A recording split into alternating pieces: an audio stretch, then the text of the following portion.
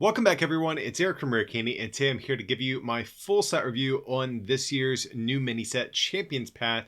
Just got released probably by the time you're seeing this, so it's pretty fresh at this point.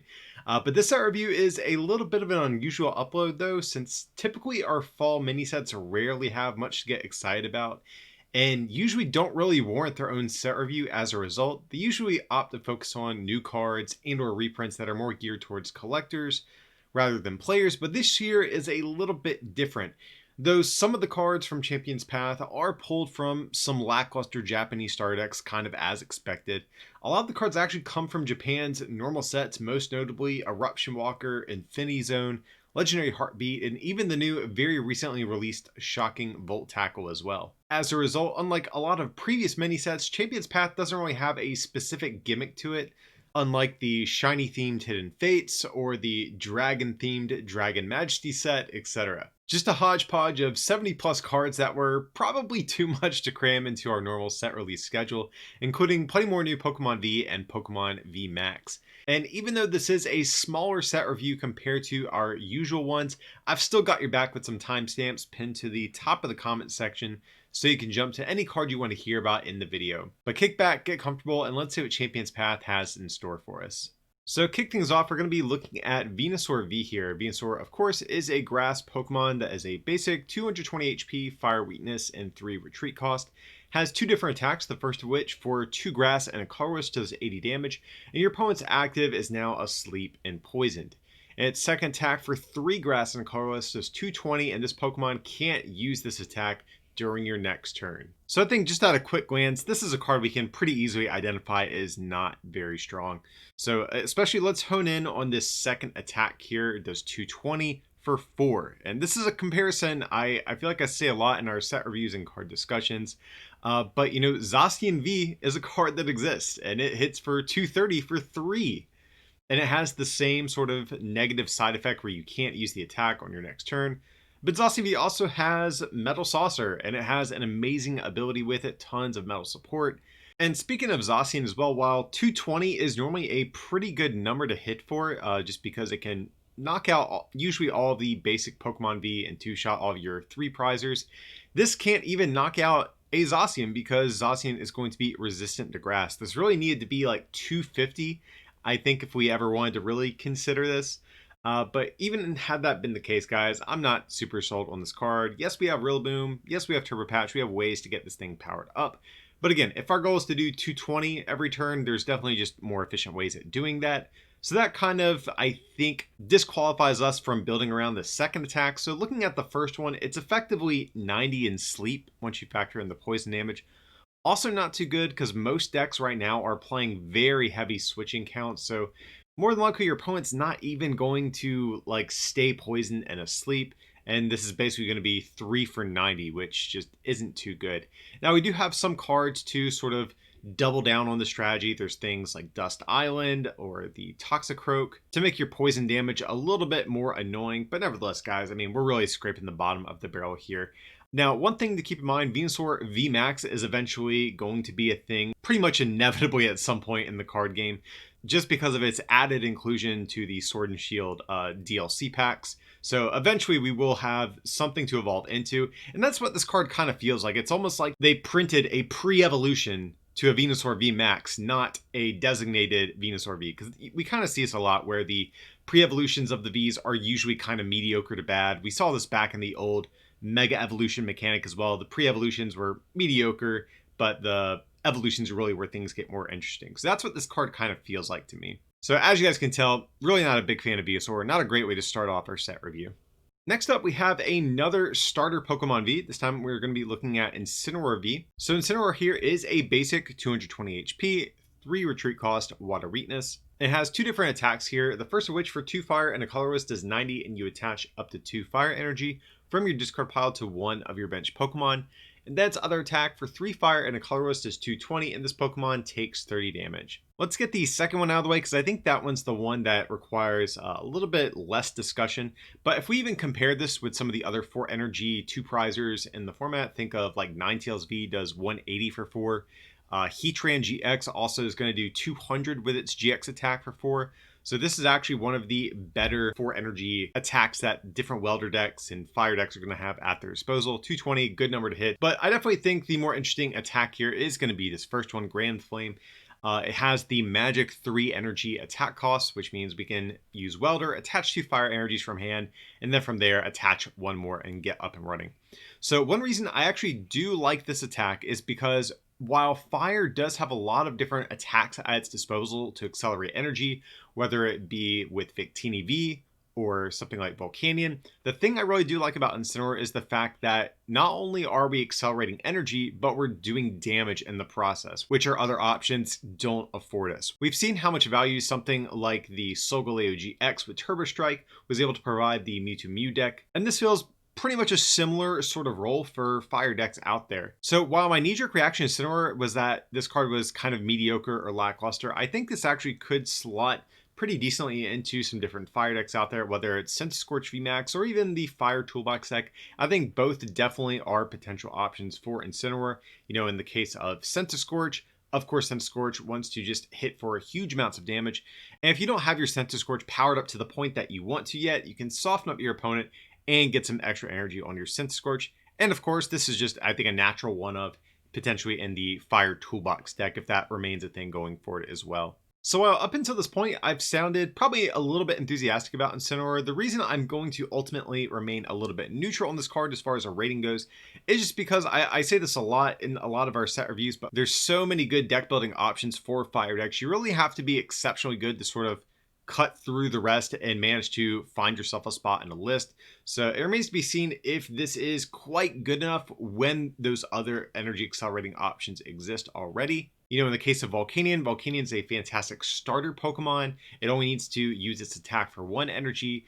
Victini, on the other hand, while it doesn't do damage, will allow you to accelerate extra energy and has a 2 energy attack to also do damage, which is kind of a unique thing in fire decks right now. So like I said, I think this is a solid card that I think you genuinely have to consider for your fire decks going forward. But nevertheless, I would say pick up at least 1 copy of Incineroar for going forward. So up next, we're going to be taking a look at Wailord V. Of course, this is going to be Wailord's first multi-prize card that is going to debut in the Sword and Shield era. And it doesn't really disappoint in terms of the reasons I think some people might have been looking forward to this card. So Wailord, of course, basic Pokemon, clocking in at 280 HP, just 20 HP shy of its tag team predecessor. But it has a 4 retreat cost, lightning weakness, and 2 different attacks we're going to be looking at. So its first attack for just 1 water energy, you attach up to 3 water energy from your discard pile to this Pokemon.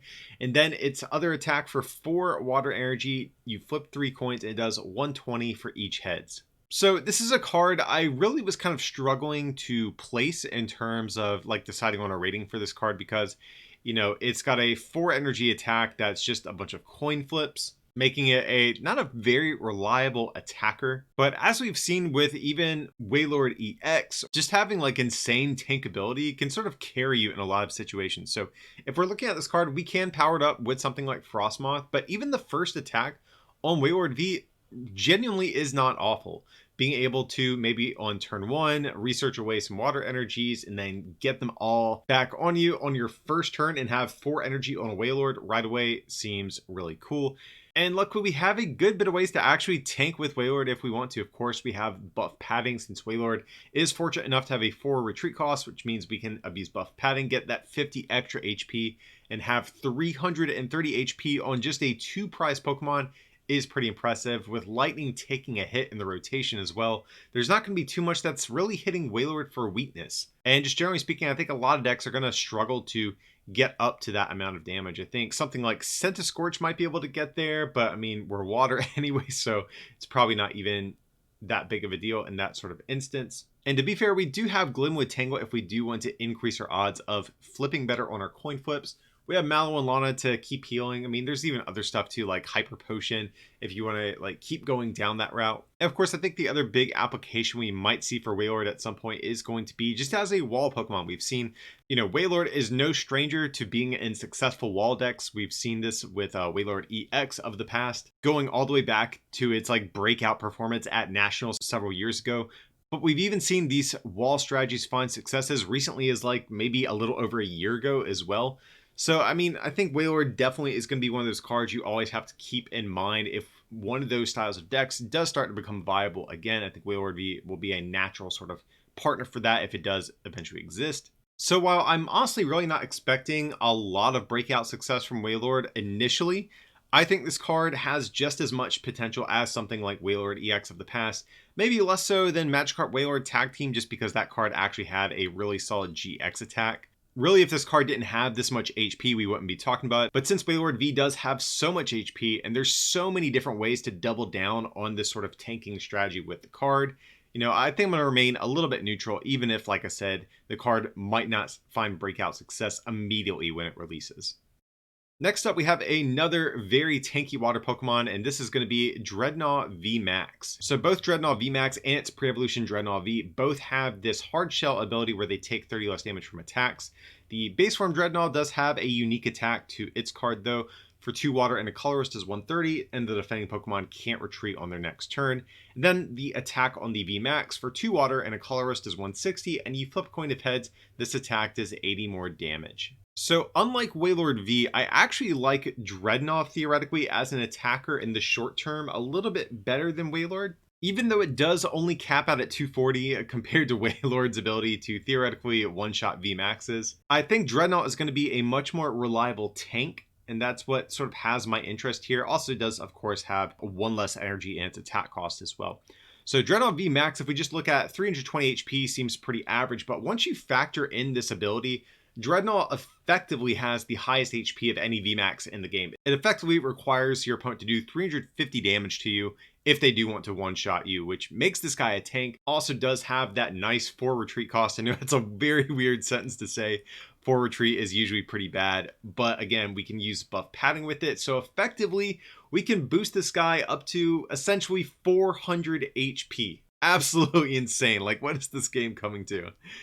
So yeah, that's where I really do like Drednaw VMAX. We do have the Glimwood Tangle to maybe help flip heads sometimes, but honestly, the 160 is fine most of the time. I think only against something like Eternatus is really where we might want to hit an extra heads every now and again, but generally speaking, I think this damage output's perfectly average and right in line where it needs to be. But I think the big issue I have with Drednaw overall is that it is a card that does require a lot of deck space because you do need to dedicate a certain amount of deck space just to your energy acceleration itself, whether it be Frostmoth or even a Rose Engine, which I actually do think seems kind of okay here. You're going to need your buff paddings. You're going to need probably some copies of Mallow and Lana as well, just to increase your tanking options. Because really, I think this card is only good as if you are forcing 3 shots at the very least. Like if they are 2-shotting you, even with your buff padding and your ability, etc., Drednaw's probably just not worth it because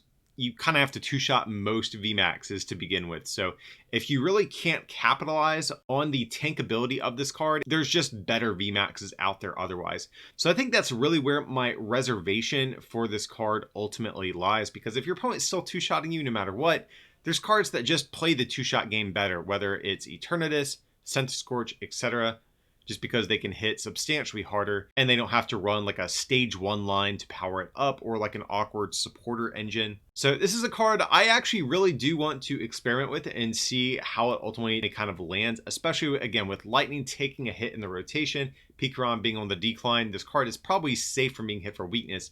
It's just, like I said, can you consistently force those 3 and 4 shots on your Drednaw? If not, the card probably won't be good, but if so, I think the card does have a chance to shine. So for the moment, I'm going to remain neutral, but I think this card does have some semblance of hope for it.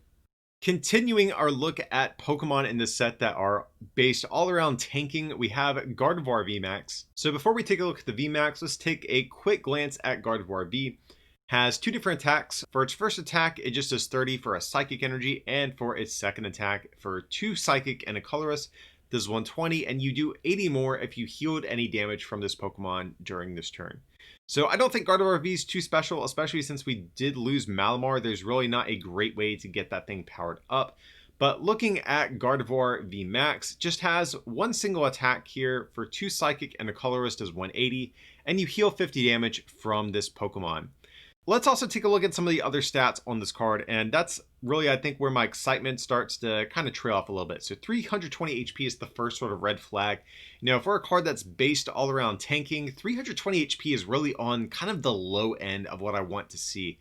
At the very least, I want to see 330 from a card of this type of design. I get Gardevoir isn't a Snorlax or an Eternatus, so it doesn't need 340, but 330 seems in line with sort of the guiding card design philosophy of Gardevoir VMAX here. So don't like the HP. Then, of course, the other big thing that is really the ultimate sort of nail in the coffin potentially for this card is that pesky metal weakness at the bottom of the card.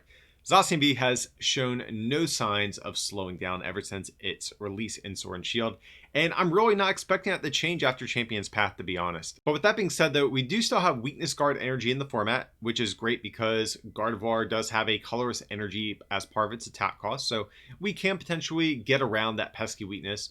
But there are some positives about this card I do want to talk about. So it does hit for 180, which is a good number. I do wish this was high enough to knock out Zacian V, but at the very least, this will knock out all of the VMAXs in 2 hits. And luckily, I do think there are enough different healing options in the format for Gardevoir to potentially double down on this healing strategy and make it effective. So much like during our discussion for Drednaw VMAX, Gardevoir I think is really only good if we are forcing our opponent to go into a 3-shot instead of a 2-shot. If we can't get there, the card just won't be worth playing. But if we can force our opponent to 3-shot us, we're going to be in a good spot. So healing 50, already off to a good start. But we are getting a new item card in this set as well, where we discard an energy from our Pokemon and then we heal 80 damage. So that's pretty nice. That's kind of like a souped up version of Super Potion or even Hyper Potion. And though it does heal less than Hyper Potion, you get more value out of it than Hyper Potion, because Hyper Potions effectively just heal 60 for each energy you discard.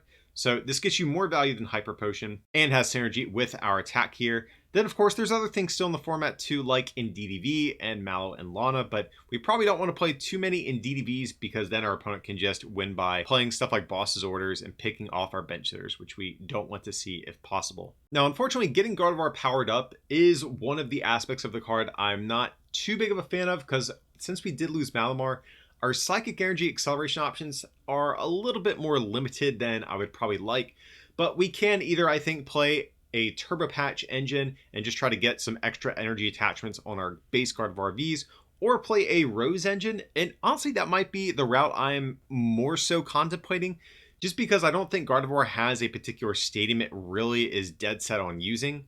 So I think we can go in with Rose Tower and Rose here, and probably get set up pretty well that way if I just had to guess. So Gardevoir, I think at face value, looks a little bit weaker than Drednaw in terms of its tanking potential. My rating for Gardevoir is going to be basically the same as Drednaw. I think both these different VMAXs we just talked about have potential, but it's really only as good as your ability to force those 3 or maybe even 4 shots. If you're not doing that, the cards just aren't worth playing. Again, there's better cards that can go for a 2-shot war. So again, guys, going to remain neutral. If we can force those 3 and 4 shots, card is probably good. If not, card's probably bad. Next up, guys, we have another regular Pokemon V. This is going to be Galarian Cursola V. And this is one of the cards that we originally thought was going to be in Darkness Ablaze, but wound up skipping it for in favor of Champion's Path here. But let's check out the card and see if it was worth the wait. So Galarian Cursola V is going to be a little on the lower side of HP, only clocking in at 190 here. But it has a pretty interesting ability. As long as this Pokemon is your active, whenever your opponent attaches an energy from their hand to one of their Pokemon, put 3 damage counters on that Pokemon. And then its only attack here for Psychic and Colorless is 60, and you put 3 damage counters on your opponent's bench Pokemon in any way that you like. So first, I do want to talk about what I like about this card. First of all, it is Psychic, so it means we can use something like the Horror Psychic energy that exists. We can also use Giant Bomb. There's a bunch of ways to double down on cheating more damage counters into play. This ability has plenty of synergy with stuff like Crushing Hammer and Team Yell Grunt, because every time you remove energy, your opponent's forced to attach again and get more damage counters on that Pokemon. And one of the things I specifically do like about this ability is that it applies to any of your opponent's Pokemon. A lot of times these abilities will only mention your opponent's active as an example and allow them to safely attach to the bench. So I really do like the way this ability was worded. They did their best to give this card a decent shot at being at being good here. And this ability does have pretty good synergy with the recent Arctozolt that came out back in Darkness Ablaze. So ideally, you're going to play a ton of Arctozolts, a couple of these Galarian Cursolas, and you're basically just trying to knock out stuff by cheating a bunch of damage counters into play and putting less reliance on your raw damage output from your attacks. My issue with this, though, is that this just seems like a very convoluted way at doing the same amount of damage as other attackers. So I'm going to use this comparison yet again, but think about Zacian V just as an example. It's going to hit for 230. If we want to do 230 with the Galarian Cursola Arctozolt deck, hypothetically here, even with an entire bench full of Arctozolts, our ability and our attack, we are still not going to have the same output as a Zacian V. And at that point, guys, you just have to kind of ask, what are we doing playing with this card?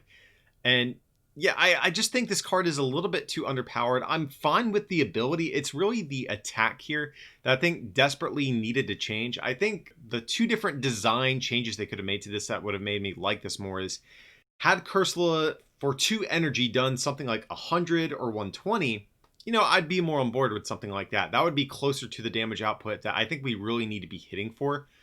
Or alternatively, if they made this a single energy attack, I could live with the 60 damage because we are cheating so much additional energy into play.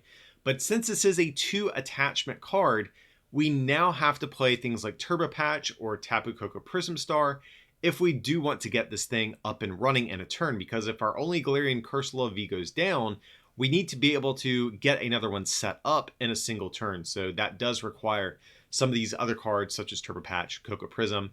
And now that's probably just 8 into too much deck space. We already have to play a ton of cards to facilitate this awkward Arctozolt. We need some energy denial in the deck, etc. And I'm just worried that we just really need too many cards to do this level of damage here. Now again, guys, we can play Giant Bomb, and I do think that is actually a consideration because we have 190 HP, meaning if our opponent does want to one-shot us, they're going to have to take 10 damage counters in the process, which does kind of pick up the slack for us. So, I mean, who knows? Maybe I'm being a little too hard on Galarian Cursola, but I think this card is just going to require too much deck space to fit in everything that it needs to be probably a decent deck. So ultimately, I am going to downvote this card. Again, if they had just slightly tweaked this attack, I think maybe this could have been something special, but as it stands, I'm just not a big fan of this card at all. And next up, we have another Psychic Pokemon VMAX. Our last one was, geared more towards defensive options, but here with the Alcremie VMAX, this one definitely is going to be aiming to be a little bit more aggressive. So let's take a look at Alcremie V just to start off with. For a Psychic Energy, you heal 30 damage from each of your bench Pokemon, and its other attack for a Psychic and 2 Colorless does 100, and if the defending Pokemon is a basic, it can't attack during your opponent's next turn. So the second attack on Alcremie V, honestly not horrible, but of course Alcremie VMAX is really going to be where things are a little bit more interesting. So its first attack for a Colorless Energy for each of your bench Pokemon, search your deck for a Psychic Energy and attach it to that Pokemon, then shuffle your deck. And then for its primary attack for 2 Psychic Energy, you may discard any number of energy attached to your Pokemon. This attack does 60 damage for each energy card discarded in this way. So there's definitely a good mixed bag of things I like and definitely dislike about this evolution line that we have here. I think one of the big things that I wish had been sort of altered looking at these cards is I really wish the first attack on both these Pokemon had been swapped. And the reason I say that is because Alcremie VMAX is an evolution, so the very earliest that you're going to use its first attack is going to be on turn 2. And this is really the type of attack you want on turn 1, if at all possible. It's really not something I want to be using with my VMAX, if possible.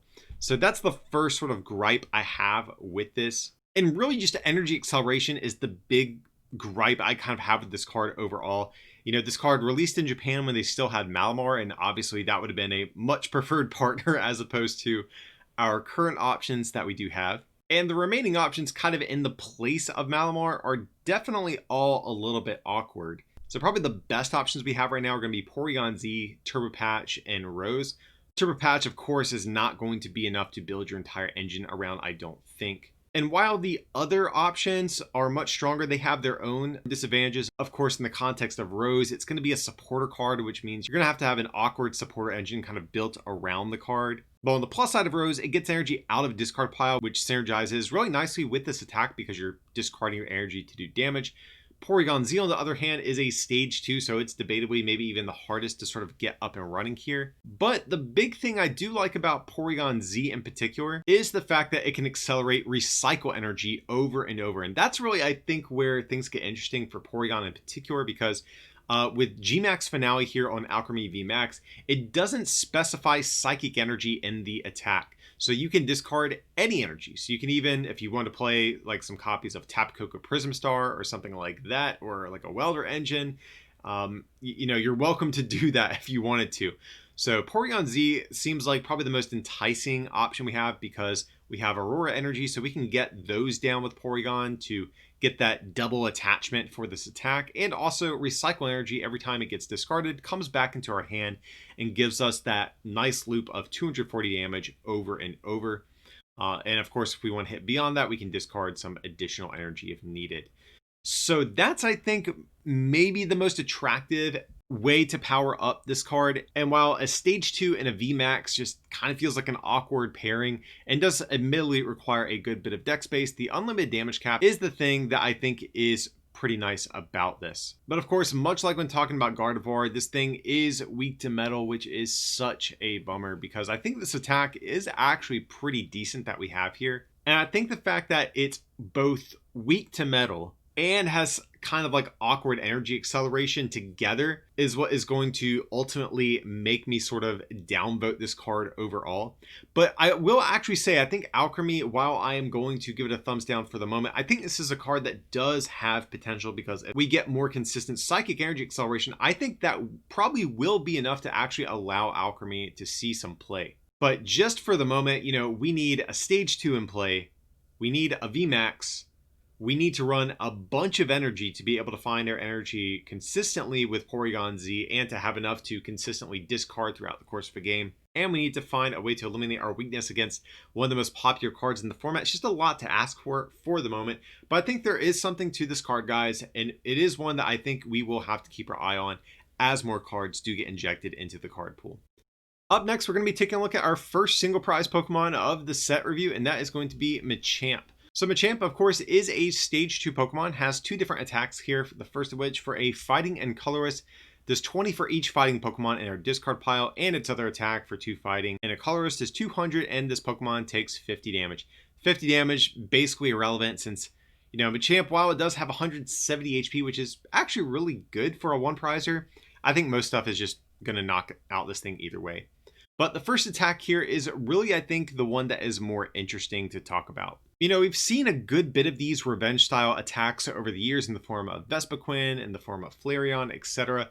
But the big thing I like about this is that it has a 20 times multiplier, whereas the other ones were 20 plus 10 instead. Now, of course, the downside is that all of the Pokemon in your discard do have to be fighting, which does actually make this card a bit more awkward to sort of get up and running. So we're going to have to play a good bit of fighting Pokemon to actually do some substantial damage to this Machamp. And if we just run through the numbers on this thing, we're going to need anywhere from 16 to 17 fighting Pokemon in the discard pile if we do want to be able to take one-hit knockouts with this attack on some of the different VMAXs out there. But realistically, even if we're not one-shotting all of the VMAX, I don't even think that's horrible. Really, as long as we can one-shot 2 prizers and of course 1 prizers, while also 2-shotting VMAXs, I think that's really all we need from Machamp here. And I do think there are a few different ways to get this thing powered up. Of course, we have Professor's Research, which is definitely the best discarding and drawing supporter we have.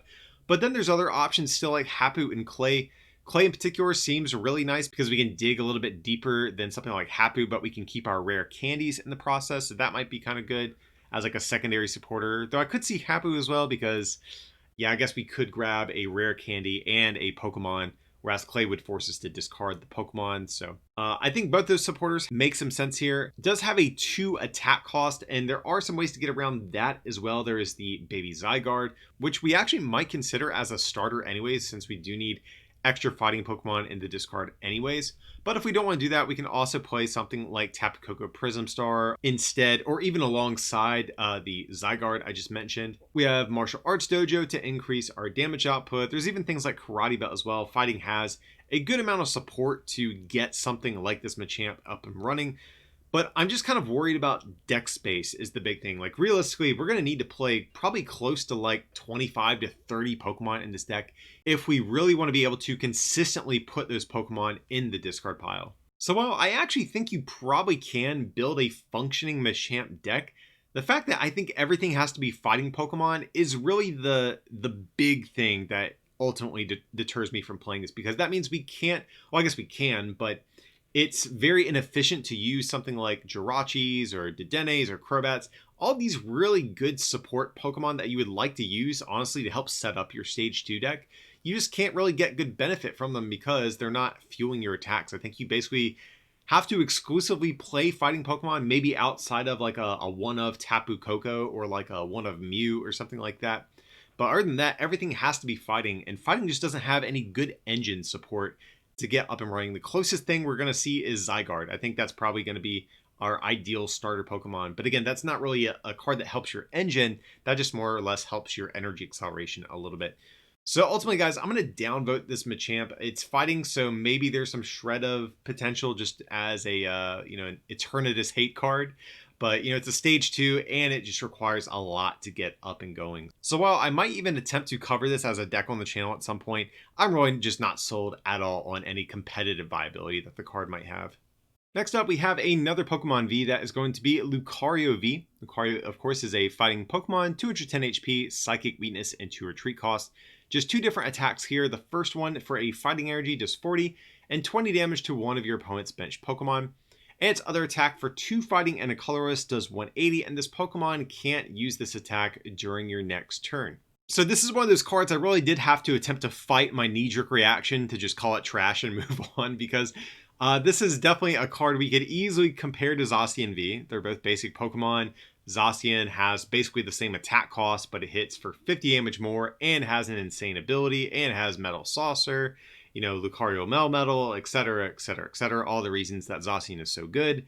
And Lucario hits for a little bit less damage, doesn't have a great ability, doesn't have as reliable of energy acceleration. So while I think at a glance this looks really bad, I actually don't think Lucario is awful, specifically in a metagame that is very full of stuff like Eternatus VMAX, just as an example. And the reason I say that is because Lucario still kind of checks the boxes I'm looking for whenever I'm looking at a card like this.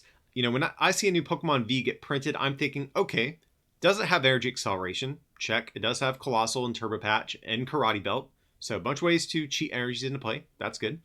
Can it one-shot 1 prize and 2 prize Pokemon? Well, with a Martial Arts Dojo, yeah, I can do that, so check. And then from there, can it 2-shot or 1-shot Pokemon VMAX? Also check. Doing 180, 2 shots all of the VMAXs in the format, and of course is just going to nuke your opposing Eternatus VMAXs. So while, I think sometimes you have to reach for a couple of these things, it does do all of these things I think that we're looking for in a 2-prize Pokemon. And one of the things I do like about Lucario compared to something like Sandaconda, because I know that's going to be the next comparison we're going to draw here, is the fact that Lucario doesn't discard our energy. And that means it even opens up the card to playing alternate engines that don't rely on Colossal. So while you certainly can still play Colossal, I think Sandaconda is probably just going to be a little bit better in those specific decks. Between Tapu Koko Prism Star, Turbo Patch, and Karate Belt, I think there's actually enough here to stream these Lucario Vs throughout the course of a game. Martial Arts Dojo also being in play, very important because that will allow us to knock out Zacian V. And from there, I think that this hypothetical Lucario deck does just kind of build itself. You're probably playing like a Jirachi, Scoop Up Net sort of engines, your Turbo Patches, Karate Belts, maybe even a small Koko Prism package to fulfill that 3rd colorless energy cost that we have here. And if we're still in a very Eternatus heavy format, Lucario is going to trade very well with those opposing Eternatus decks. But since this card does require quite a few combo pieces to check those different card requirements that we're asking of it, that's going to make me ultimately fall a little bit in the middle. Maybe once I get some hands-on time with Lucario, I'll figure out that this card's probably just not very good. But also, it could maybe even go the other way. We'll have to see. This is definitely one of those cards I think has potential that I could very easily see people sleeping on. So I think I'm going to remain neutral on it. This is a card I would say maybe pick up a couple copies of just to have on hand. But I think there's enough pieces here to warrant at least testing with Lucario. And we'll have to see if it has any potential once we get some hands-on time with these cards. But for the moment, just going to remain a little cautiously optimistic or maybe pessimistic, depending on how you look at it, and going to land somewhere in the middle on this thing. So next up, we have Grapploct V, another one of these 2-prize fighting Pokemon. And actually, at a glance, this card looks very similar to the Lucario we just looked at. But let's take a look. For fighting energy, just 20, and if the defending Pokemon is a basic, it can't attack during your opponent's next turn.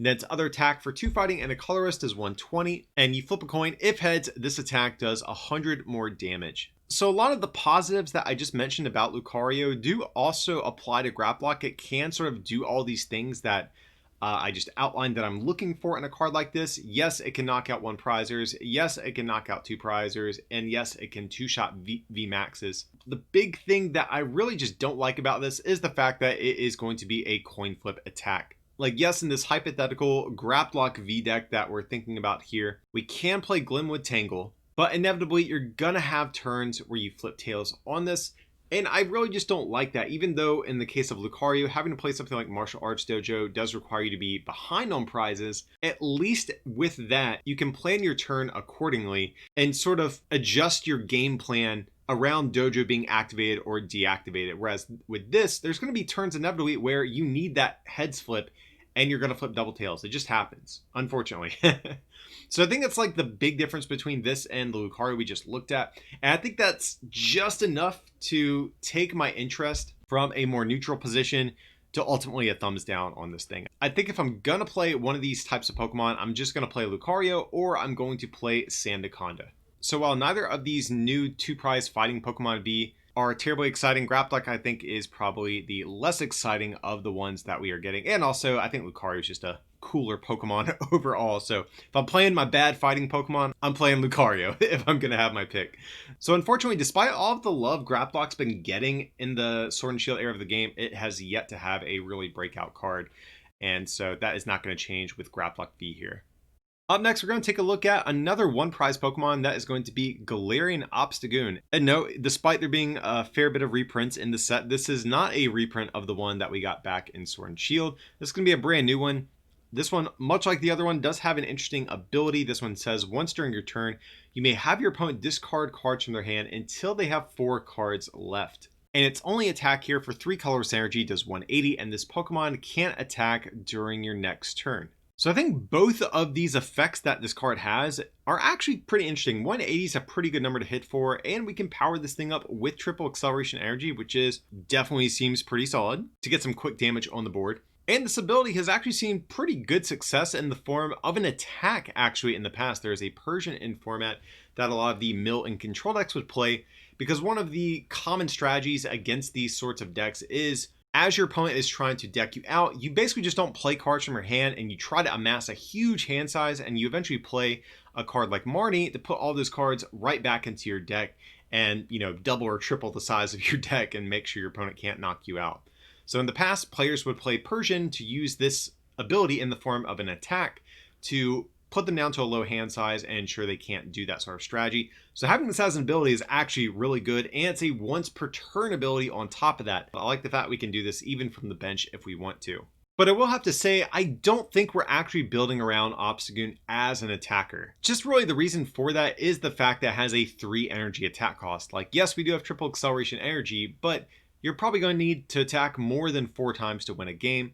And then from there, your energy options get a little bit clunkier.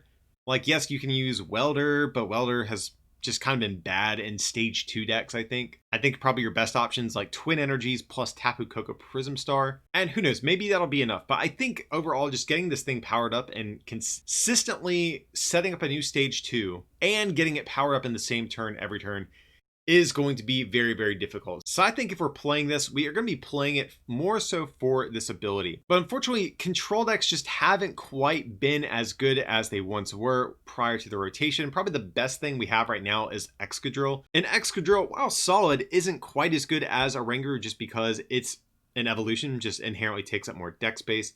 is slower to get up and running. And so that's where I'm just kind of not sure where to put this card. I think both the attack and the ability are good, but if we're playing it in the Excadrill control deck, man, fitting in like a 101 line and a rare candy seems like it might be a little bit of a tight fit in addition to all of your other disruption cards you're playing.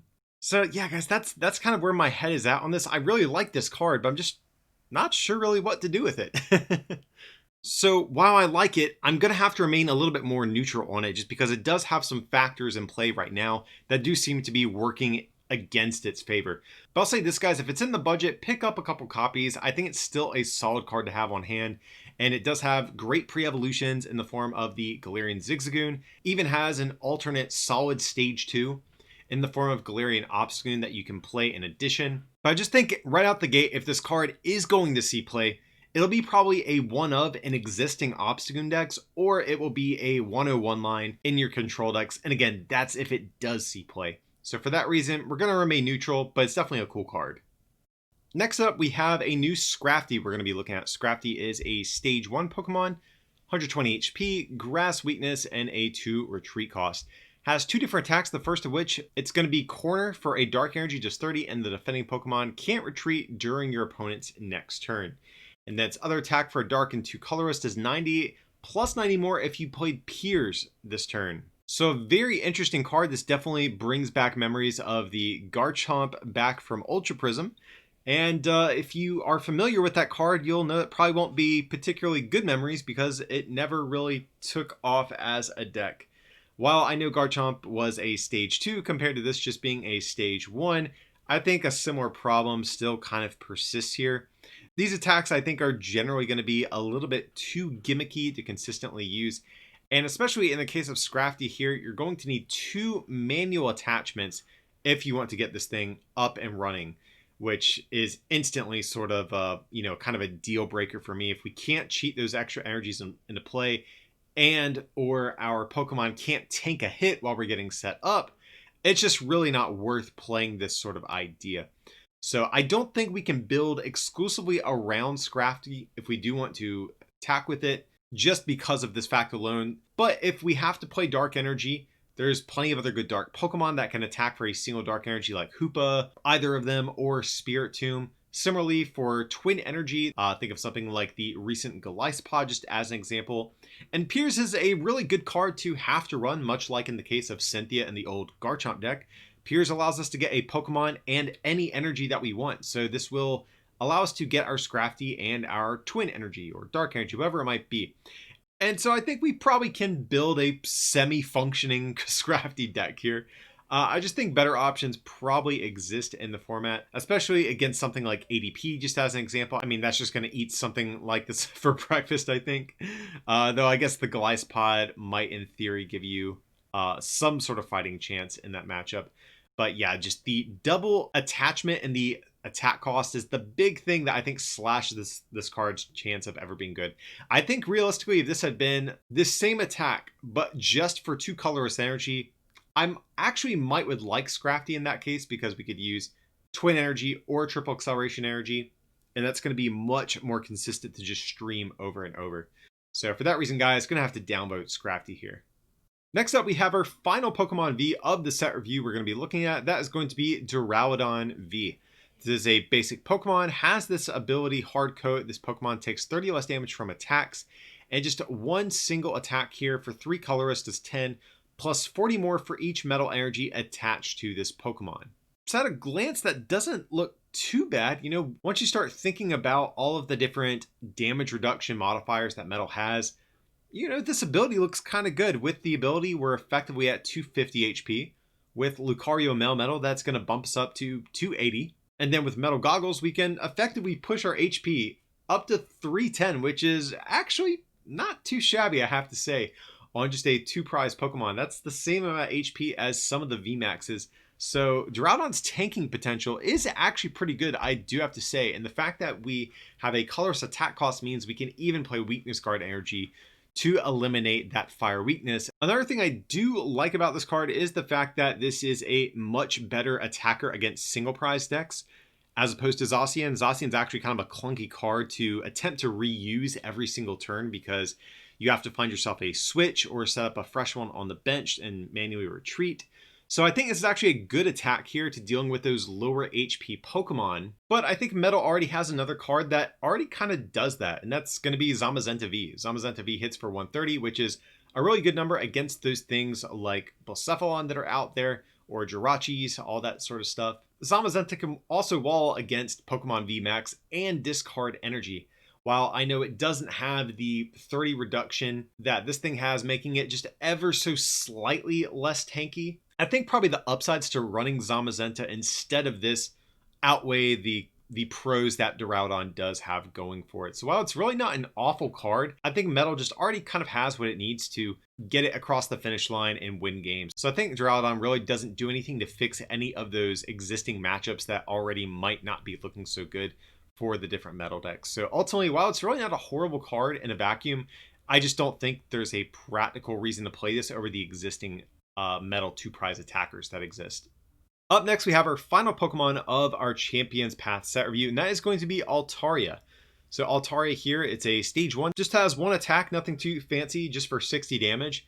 But really where the card shines is going to be with this ability, prevent all damage done to this Pokemon by attacks from your opponent's Pokemon V and Pokemon GX. So you read that right, this is the same ability that is on Decidueye, but it's on a stage 1, not a stage 2. Now, of course, the downside to this is that this only hits for 60 compared to Decidueye's 90 damage and 20 sniping that it gets to do. So even though I think as an attacking deck, I probably like Decidueye more, where I like Altaria a lot better is potentially as a wall Pokemon. So think of something like the Greedent deck or the Behemoth deck. Neither of these are particularly dominating, but I think they are solid sort of functional decks that exist. And while we've even seen people experiment with Decidueye in something like Greedent very recently, you know, Decidueye is just a lot to run as a wall Pokemon. You have to run this huge stage 1 line that you want to attack with the whole game, your whole engine, and you have to fit in like a kind of thick stage 2 line just to wall with. It's just a lot of cards to fit in a 60 card list. So I think Altaria is just a much, much better option for these types of decks, especially because we don't need to run stuff like Grass Energy to attack with them. All we need are some copies of either U-Turn Board or Air Balloon, and after we attack with our Greedent or Behemoth and promote this Altaria, next turn, like I said, we can just attach one of those 2 cards, retreat, and start the process all over again. So obviously this ability is very, very strong on Altaria here, but my issue is kind of the decks that we're talking about using it in. Granted, this probably will give them a boost, but the Greedent deck, like I said, hasn't really been that successful. I think ADP just as a deck is kind of gatekeeping a lot of these 1 prize decks, because right now, you know, the big advantage that these decks have is the fact that they force their opponent to deal with these annoying wall Pokemon, and it makes those bosses orders very, very valuable. And a lot of times your opponent doesn't have enough bosses orders, honestly, to close out a game. But in the case of ADP, since they're always taking extra prizes every time they use bosses orders, you never really have a great way at dealing with those decks. So even though while this actually might be my favorite Pokemon that we're getting in this set, I'm still going to remain neutral just because the most viable decks that can fit Altaria still aren't the most competitive out of all the ones that exist currently. So I think this card has potential. Decidueye has seen play already, so for that same reason, Altaria might see play. And who knows, maybe we'll just quit playing Decidueye altogether and just play Altaria and Obstagoon instead. Definitely has potential, and I was very torn as opposed to what rating I want to give it. But as you can see, I'm neutral right now, but I'm definitely leaning more towards saying it's good than saying it's bad. I think its ability is just too good to overlook right now, especially now that it is on a stage 1 rather than a stage 2. So next up, while there are a lot of trainer reprints in Champions Path, there are a couple of new ones that we're going to be getting. The first of which is going to be Rotom Phone. It's a new item card. It says, look at the top 5 cards of your deck, choose a card you find there, shuffle your deck, then put that card on top of your deck. So Rotom Phone, this is a card that reminds me a lot of something like Hiker or even a little bit of Chip Chip Ice Axe as well. But of course, the big thing with Rotom Phone, its use is limited only to yourself rather than your opponent. But in the case of this versus Hiker, this is an item. So if your attempting to get like a hiker style effect for yourself, this is definitely the version of that effect you would want to play instead, since it's not a supporter card. And of course, versus Chip Chip Ice Axe, the big thing with this one is the fact that you get to look 2 cards deeper, but of course Chip Chip is going to also allow you the option at looking at your opponent's cards. So there's definitely some pros and cons to each of these top deck manipulators that exist in the current format.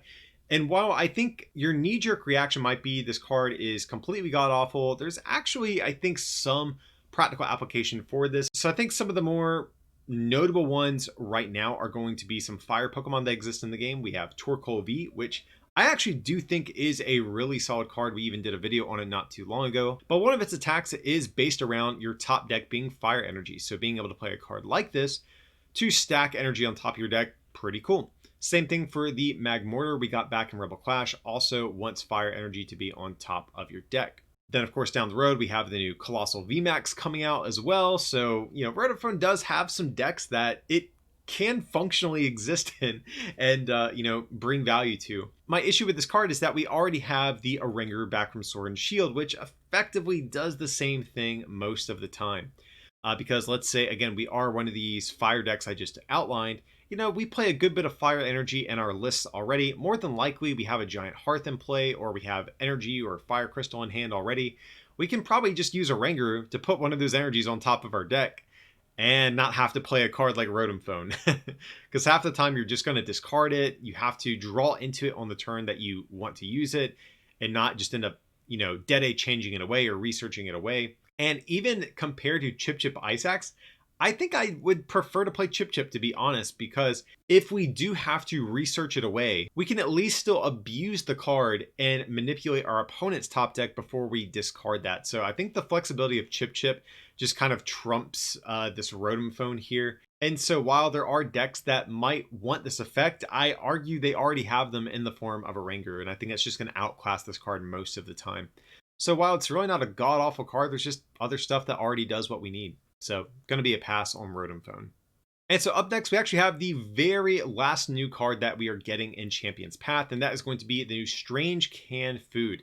This is the card we briefly mentioned when talking about Gardevoir earlier in the set review. And it's an item card that says heal 80 from one of your Pokemon with a Psychic Energy attached, then discard a Psychic Energy from that Pokemon. So as I mentioned back during our discussion around Gardevoir VMAX, this is actually, in a way, a better version of both Hyper Potion and Mallow and Lana, just because you get better value out of each discard than you do with those. So in the case of Hyper Potion and Mallow and Lana, both of those force you to discard 2 cards and you heal 120. So effectively, you're healing 60 for each card that you are having to discard.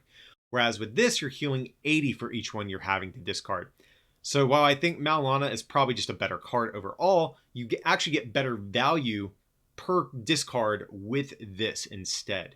And while there are certain psychic Pokemon still kind of lingering around in the format like Mewtwo Mew GX or even Dragapult VMAX to a lesser extent, I think Gardevoir is going to be really the big card that we are going to be talking about with this, just because Gardevoir's core strategy synergizes with this, since it is attempting to just tank and heal every turn, whereas Mewtwo Mew and Dragapult really don't have that same core strategy. And since that is the case, I think this card is basically only as good as Gardevoir VMAX, even though we can play it with colorless Pokemon or any other type of Pokemon that plays Psychic Energy, since this isn't limited just to Psychic Pokemon. There's just really not too many out there, which again limits our discussion basically just around Gardevoir. And if you guys skipped over the Gardevoir section of the set review, I also gave it a neutral rating just because I think that card does have some good things going for it, but it does have some challenges it will have to overcome to see some success. So for that same reason, I'm going to have to give the same rating here to this card, though I will say, of course, there's going to be continually new Psychic Pokemon every set. So this is a card you'll kind of have to keep your eye on no matter what, even if Gardevoir doesn't see play, just because more and more Psychic Pokemon are going to come out that can potentially use this. So I don't really have a whole lot of exciting thoughts on this card other than wait and see. That's kind of what it boils down to for Strange Canned Food. So not an awful card to end the set review on, but definitely not the most exciting one either. And with that being said, we made it to the end of our set review. Definitely easily one of our shortest ones we've ever done, compared to the massive 3-hour ones we normally do with the major releases that come out. But much like with any set, Champion's Path definitely has some pros and cons to it. Looking at some of the good aspects about this set, there are actually a lot of good reprints. Of course, our set reviews focus just on the new cards, but there are some good cards like Professor's Research, Eldegoss V, etc. that are getting new reprints, which makes it a good set for new players who didn't start playing when Sword and Shield came out. So that's good. And there are still lots of new Pokemon V and VMAX considering the size of this set. When you look at the total size of the set, it's actually a very high ratio. So again, if you're a collector, there's going to be a lot of good things to like here just for that fact alone.